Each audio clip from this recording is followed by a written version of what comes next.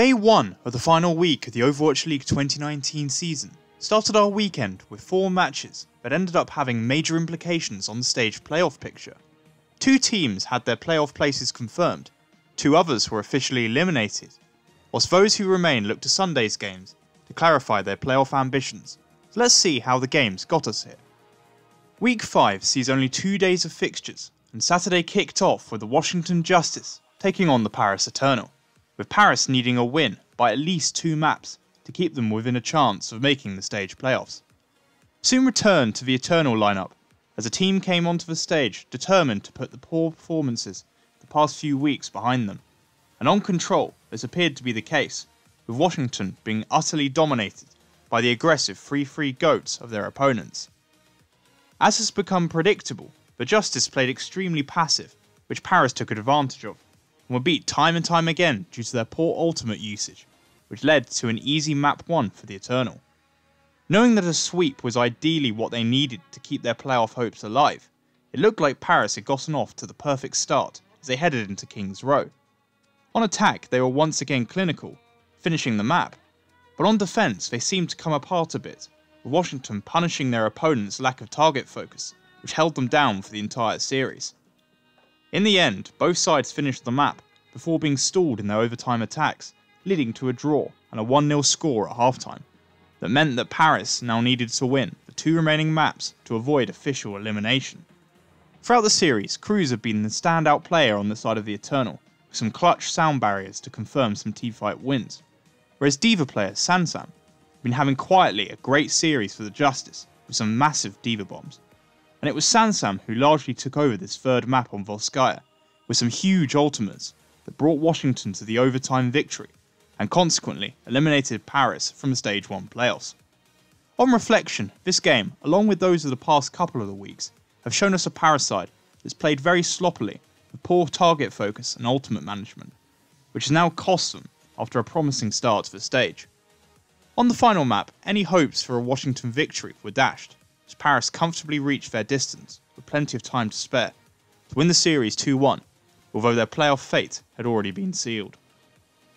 After this sloppy affair came the important matchup between the London Spitfire and the Seoul Dynasty, with both sides needing a victory to have any chance of making the stage playoffs.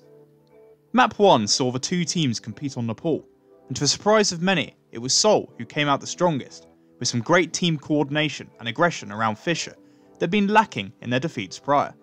Fischer himself completely dominated the Reinhardt duel against Gesture, in what would be an ill omen for him throughout the series. London did keep it competitive, taking the map to a 3rd round on Sanctum, where it came down to one teamfight in which Seoul came up clutch, and with a Diva Bomb combo, took the lead in the series 1-0. Continuing into Hollywood, a similar pattern emerged, with Seoul effective in their attack, before clutching the final fight on defence with a great combo to stop London and give the Dynasty a 2-0 lead going into the break. The Spitfire needed a reverse sweep to keep their now slim playoff hopes alive. However, these looked at risk following some clever set plays from the Dynasty, but London only just managed to overcome before losing the 2nd point with no time left on the clock. For the Spitfire, Nuss and Fury had solid games, particularly focusing down the supports of Seoul, especially Jexa, who was often caught out of position at the beginning of teamfights. Finishing the map with time on the clock, London had around 2 minutes to take A in round 2. However, a clinical defence from the Dynasty stopped them in their tracks, and as the map ended in a draw, Seoul confirmed the victory, and London were officially eliminated. Route 66 was massive, as Seoul would need as favourable map differential as they could achieve to likely make the playoffs.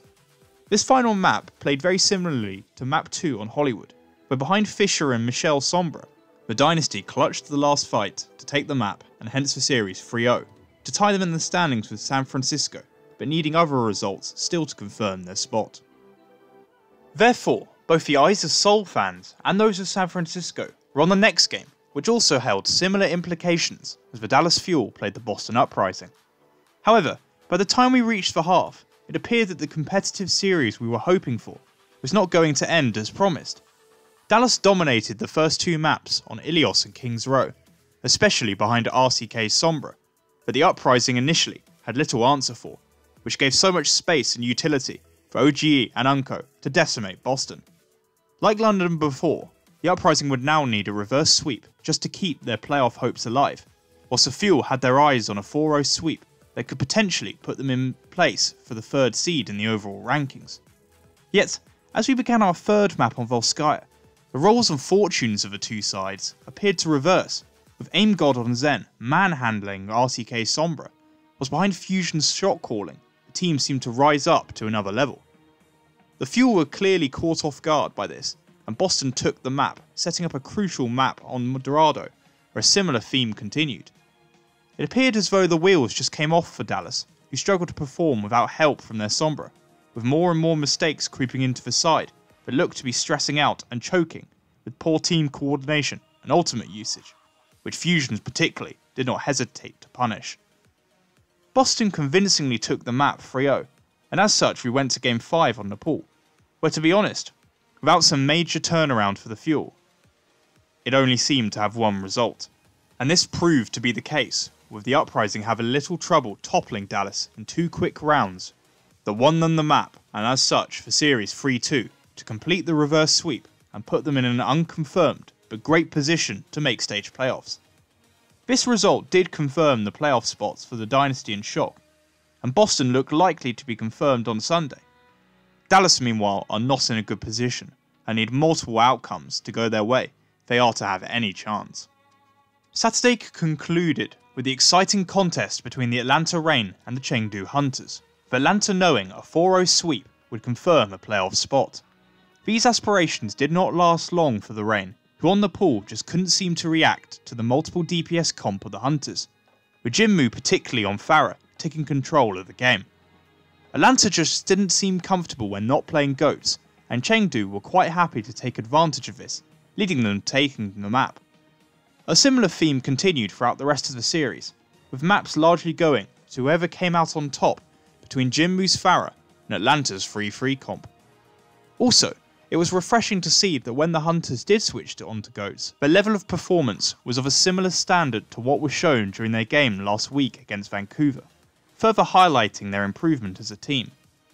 On payload maps, which favoured the 3-3 compositions of the Reign, they were able to find success, and therefore they won both Numbani and Rialto, whereas the multiple DPS comps of the Hunters led to them having convincing victories on Nepal and Horizon Lunar Colony.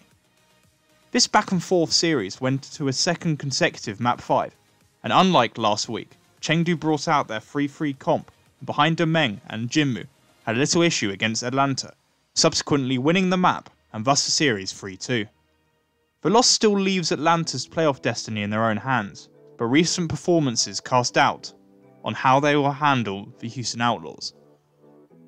Now looking at my predictions, I definitely didn't have a great day, getting only one of the 4 series correct.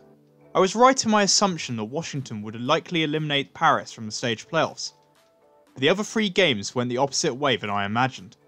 Seoul were very impressive in their win against the London side that suffered a second consecutive poor performance, whilst Dallas simply choked away their playoff chances against Boston. And finally, I should have given Chengdu a little more respect after their great performance last week. Sunday features 4 games, and 3 of them hold huge playoff implications. The Philadelphia Fusion fight for their spot against the newly eliminated Paris Eternal, before the Washington Justice look for their first win against the Florida Mayhem. The Houston Outlaws take on the Atlanta Reign, with both their playoff futures as well as others being decided here. And lastly, the Guangzhou Charge look to sneak into the playoffs by beating the Vancouver Titans, who themselves are aiming for the 1 seed. And with that, I'd like to thank you for watching.